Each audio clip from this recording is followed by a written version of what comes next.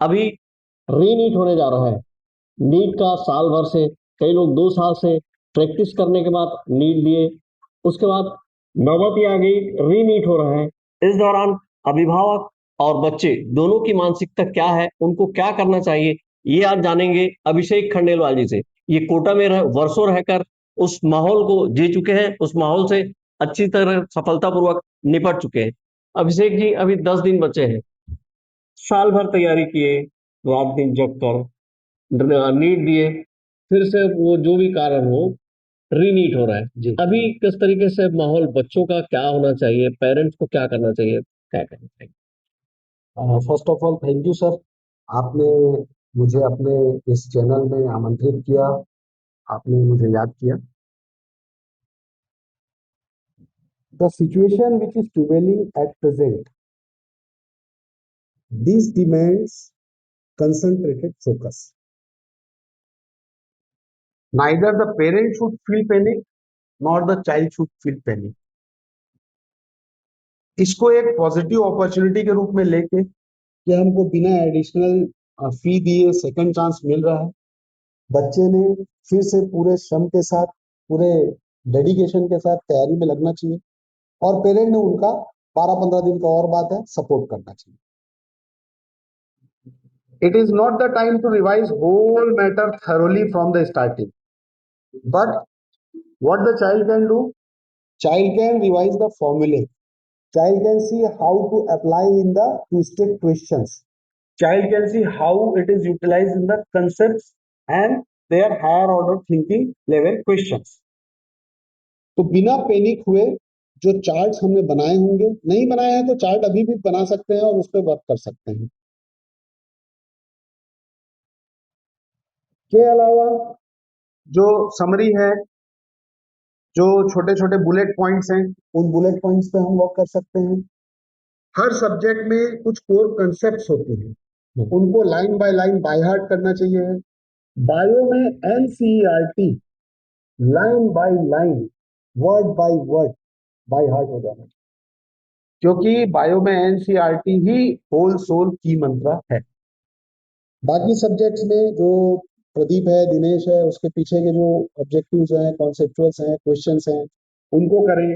और पिछले सालों के पेपर्स को यदि कर लें, टाइम कम है, हम पिछले 10 वर्षों के पेपर्स को यदि कर लेते हैं, यदि पिछले 10 वर्षों के पेपर्स को कर लेते हैं सर, आगे आगे यदि लास्ट 10 वर्षों का पेपर भी हम कर लेते हैं तो बहुत अच्छे तरीके से बच्चे का प्रिपरेशन हो सकता है, क्योंकि लास्ट ईयर्स के पेपर्स बहुत क्रूशियल रोल प्ले करते हैं और कंसेप्ट वहीं से आते हैं, जितने भी कॉन्सेप्ट। अभिषेक सर, मैं एक पेरेंट्स के तरह आपसे पूछ रहा हूँ कि बच्चे का जो मोमेंट है उसको बनाए रखने में कैसे एक पेरेंट क्या करना चाहिए, एक पेरेंट्स? बच्चे का जो स्टडी टाइम है, हम कोशिश ये करें कि बच्चा टेबल चेयर पे ही बैठ के पढ़े। बच्चे को पानी चाहिए, पानी उसकी टेबल पे, चाय चाहिए, चाय उसकी टेबल पे। लंच के टाइम में, डिनर के टाइम में बच्चे को बुला लें। 5-1 मिनट शाम के टाइम में जब सूरज ढल चुका हो, थोड़ा ठंडक आ जाए वातावरण में, 5 मिनट 10 मिनट के लिए बच्चे को थोड़ा फ्रेशन अप होने के लिए बाहर हम बुला सकते हैं, ताकि थोड़ा वो नेचर के करीब हो जाए, थोड़ी देर स्काई को देख ले, थोड़ी देर पेड़ पौधों को, ग्रीनरी को देख ले, अपना फ्रेशन अप होने के लिए। बस अभी कोई खेल की जरूरत नहीं है, कोई स्पोर्टिंग इवेंट की जरूरत नहीं है, रनिंग वॉकिंग की कोई जरूरत नहीं है। थोड़ा सा 5-10 मिनट नेचर के साथ रह ले, किसी पेड़ पौधे को देख ले, पत्ते को छू ले, ग्राउंड को देख ले, स्काई को देख ले, स्टार्स को देख ले, बस।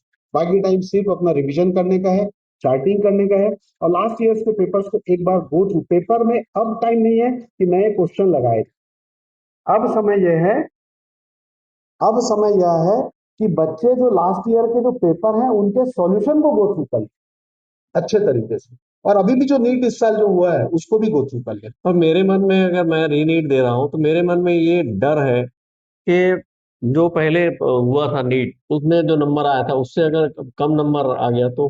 देखिए, नीट का एक प्रिंसिपल है, पेपर में जो जो हमको बन रहा है, पहले हम पहले राउंड में हम सिर्फ उसको बनाते चले गए जो जो एक बार में बनते चले आ रहा है। सेकंड राउंड में जो छूट रहे हैं उनको एक बार ट्राई करना चाहिए, और थर्ड राउंड में जो सबसे ज्यादा टफ है।